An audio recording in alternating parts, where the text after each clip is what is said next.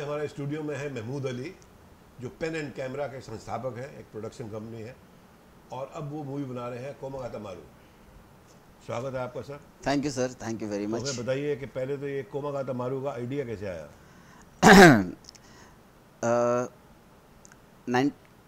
2012 में जब कनाडा के पीएम ने इस इंसिडेंट्स के लिए माफ़ी मांगी खुलेआम कि हमें खेद है कि 1914 में हमारी गवर्नमेंट ने इंडियंस के साथ में ये इंसिडेंट हुआ था और इट इज़ अनफॉर्चुनेट और हमें इसके लिए हम माफ़ी मांगते हैं। तो एक पीएम खुलेआम इंडियन कम्युनिटी से माफ़ी मांग रहा है तो डेफिनेटली वो इंसिडेंट्स कुछ बहुत बड़ा रहा होगा। वहाँ से हमें इंस्पिरेशन मिली कि what is all about this incidents. जब हमने पढ़ना शुरू किया और जैसे जैसे पता चला तो ये एक पहली शुरुआत थी जहाँ से हिंदुस्तान की आज़ादी की तरफ, एक इनकलाब की तरफ जो मूवमेंट चला था उसकी ये बुनियाद थी। तो हमें लगा कि यार ये बुनियाद हमें पता चली है इस माफ़ी के ज़रिए, तो ये दुनिया को पता चलना चाहिए कि ये इंसिडेंस हुआ था और 376 पैसेंजर्स ने किस तरीके से वो जद्दोजहद की थी और उनके सबके दिमाग में सिर्फ एक ही चीज़ थी, मुल्क। अभी हमारे सुनने वालों के लिए, देखने वालों के लिए बताइए कि कोमागाता मारू जापानी शिप है जी, कनाडा वाले ने माफ़ी मांगी जी, फंसे हुए थे इंडियंस जी। ऐसा है कि अशोक जी जो हमारे डायरेक्टर है उन्होंने कहानी को जिस तरीके से बुना है, कहानी शुरू होती है हांगकांग से। हांगकांग में जो इस कहानी के सूत्रधार है बाबा गुरदीप सिंह जी। बाबा गुरदीप सिंह जी एक बिजनेसमैन थे जिन्होंने अपनी सारी जमा पूंजी जितना कमाया था उन्होंने वो सब जमा करके एक जहाज़ खरीदा था जिसका नाम था कोमागाटा मारू। कोमागाटा मारू इज़ अ जापानीज़ शिप और ये पैसेंजर शिप नहीं था, ये कुरियर शिप था जहाँ से ये ख़रीद के उन्होंने 550 पैसेंजर्स को प्लान किया था कि हम इंडिया से ले जाएंगे और कनाडा में जाके इनको रेडी करके तैयार करके ब्रिटिश के ख़िलाफ़ एक मूवमेंट छेड़ेंगे। तो वो मूवमेंट शुरू करने के लिए वो, क्योंकि हम हिंदुस्तान में रह के ये चीज़ नहीं कर सकते थे, ब्रिटिश की नज़र थी, तो उन्होंने प्लान किया कनाडा के लिए। तो जो रेवोल्यूशन का लीडर था जी, सोचा कि इनको मैं यहाँ से ले जाने के लिए जो शिप का इस्तेमाल किया वो कोमागाटा मारू था, जापानीज शिप था। उसमें इंडियंस को लेकर कनाडा जाना था और कनाडा में जाने के बाद में वहाँ पे एक टीम थी जहाँ पे मूवमेंट के लिए काम कर रही थी। तो ये सारे लोग वहाँ से तैयार होकर ये चिंगारी को शोला बनाकर ये हिंदुस्तान लाने वाले थे। ये था। तो फिर क्या हुआ? मूवमेंट चला, ये यहाँ से लोग चले। पहले तो जो 550 पैसेंजर्स थे उनको गिरफ़्तार कर लिया गया, गुरदीप जी को गिरफ़्तार कर लिया जी हांगकांग में और उनके खिलाफ़ अगेंस्ट द ब्रिटिश मूवमेंट के ख़िलाफ़ उनको गिरफ़्तार किया गया और ह्यूमन ट्रैफिकिंग का उनके पर केस दर्ज किया गया। बाद में वो चीज़ साबित नहीं हो पाई, उनको छोड़ दिया गया। तो उन्होंने वापस से मूवमेंट चला कि 376 पैसेंजर्स को तैयार करके कुछ हांगकांग से, कुछ चीन से, कुछ जापान से, इस तरीके से 376 पैसेंजर्स को लेके ये चले कनाडा। ब्रिटिश गवर्नमेंट को ख़तरा महसूस हो गया था कि ये कोई बहुत बड़ा मोमेंट होने वाला है, तो उन्होंने कनाडा गवर्नमेंट से कहा कि don't allow them inside Canada. तो उन्होंने रातों रात मीटिंग बैठाकर ये डिसीजंस लिया कि इन लोगों को, इन पैसेंजर्स को हम अंदर आने नहीं देंगे।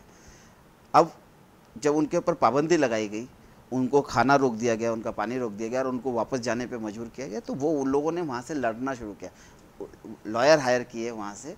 और वहाँ से 2.5 महीने ये केस चला कोर्ट में, जो हमारे हिंदुस्तानियों के खिलाफ में आया जजमेंट।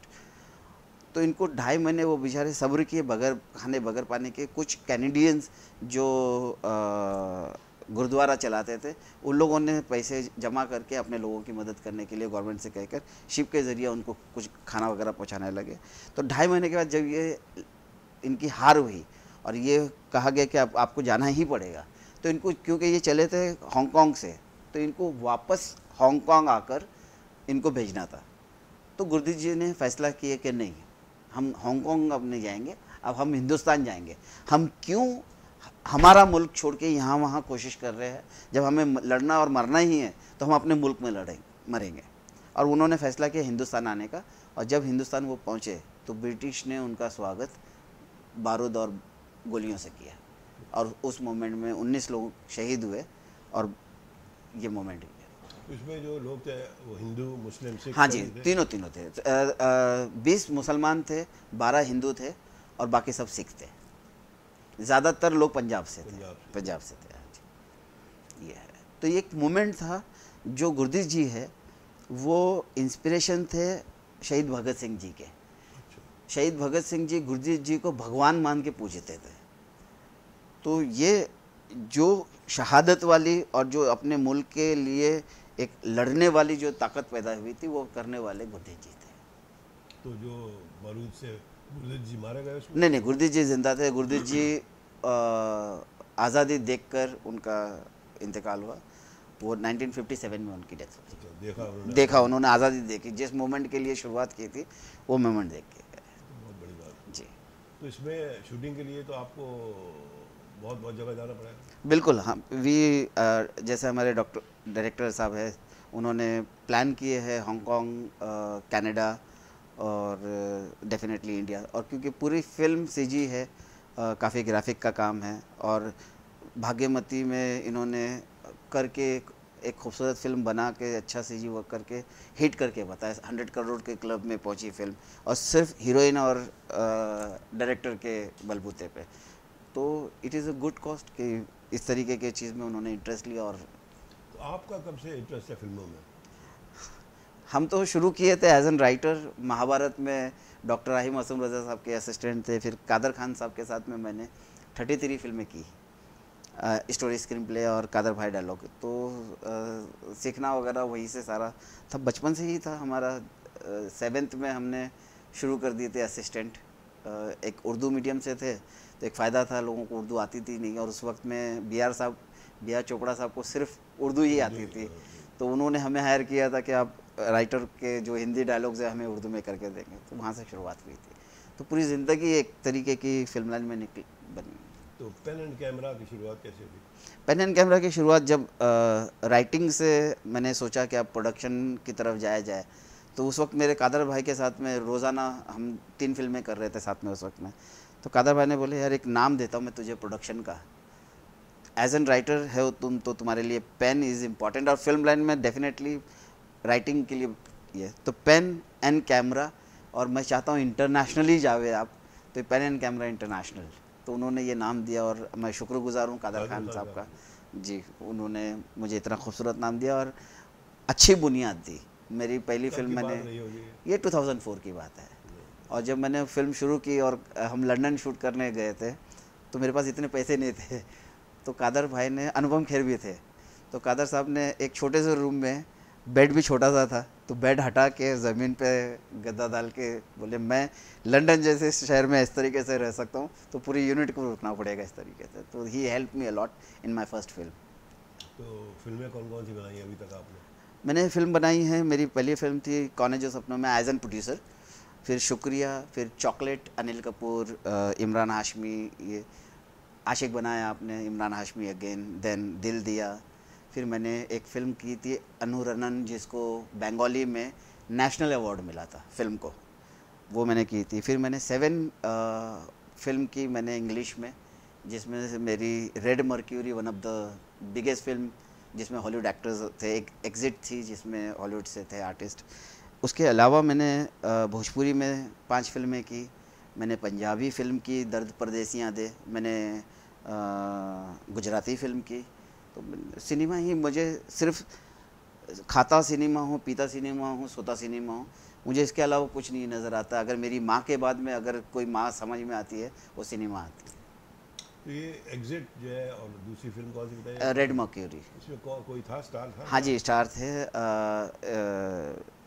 बेली जेन्स, जो नाम ज़ुबान पे नहीं आ रहा है, मतलब रेड मर्क्यूरी और एग्जिट अगर आप देखोगे तो वो वहीं के मतलब अच्छे स्टारों में से थे। और उस वक्त में हम लॉट के भाव में फिल्में बनाते थे, तो हमें पता ही नहीं चलता था कौन क्या है प्रोडक्शन में थे, क्योंकि जो लंदन सब्सिडी, जो सब्सिडी शब्द आया है ना हिंदुस्तान में, जो बेनिफिट फॉर प्रोड्यूसर्स के 30% benefit, 20% benefit, 30% benefit, Singapore 50% benefit, that's benefits का जो बुनियाद रखने वाले हम हैं, वो हमें फ़ख्र है कि हमने इंडस्ट्री को ये दिया है। हमने लंदन गवर्नमेंट के साथ में नेगोशिएट किया था कि हम आपके लिए, आपकी कंट्री में आके आप टूरिज़्म के लिए 30 सेकेंड्स की फ़िल्म बनाने के लिए करोड़ों का बजट देते हो, अगर आप वो बजट हमें दे तो हम आपको 2 घंटे की फ़िल्म देंगे जो आपकी पूरी दुनिया में ज़िंदगी भर चलेगी। तो उनकी वो इमीडिएटली बात समझ में आई। हमने एक आपस में चीज़ें तैयार की, मसौदा तैयार किया, और हमने 17 फिल्में लंदन की मैंने 7 साल में, और उनके साथ में सक्सेसफुली। कितनी सब्सिडी मिलती है? लंदन उस वक्त में 20% मिलती थी, अभी 30% की है वो लोगों ने। Not bad. एंड मैंने मलेशिया सब्सिडी शुरू करवाई, मैंने फिजी सब्सिडी में काम किया, मैंने जापान में सब्सिडी काम किया हूँ, उसके अलावा मैंने मॉरिशस काम किया हूँ, अब जर्मनी ने स्टार्ट किया, अब लोगों ने शुरुआत की है। मैं कई सेमिनार्स में, हाँ जी, स्टेट, अब सबसे अच्छी बात है स्टेट लेवल पे शुरू हुआ, यूपी ने शुरू किया, झारखंड ने शुरू किया, तो that is very good for producers. एक प्रोड्यूसर जब फिल्म बनाता है तो उसको समझ में आता है यार मेरा एटलीस्ट इतना पैसा मुझे सेफ मिलता है।